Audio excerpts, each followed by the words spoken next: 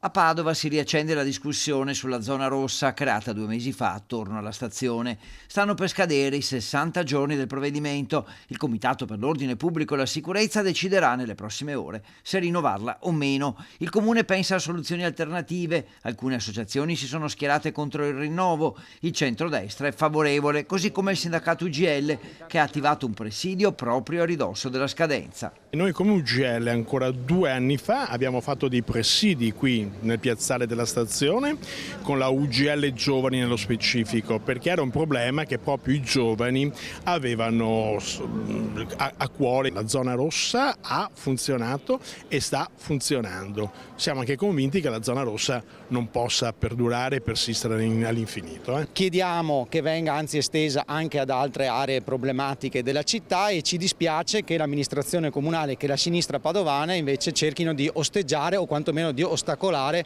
questo tipo di provvedimento. Siamo perfettamente d'accordo, non basta la polizia, però la polizia è necessaria.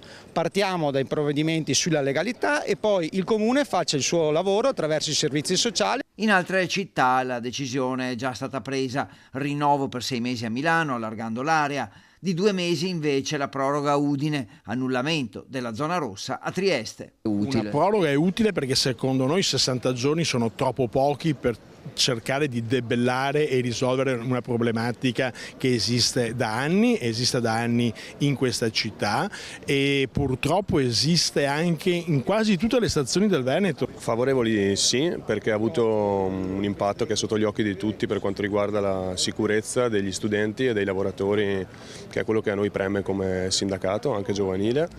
E favorevoli però che la zona rossa sia un modulo che vada a scemare nel tempo, quindi che non ci sia una militarizzazione.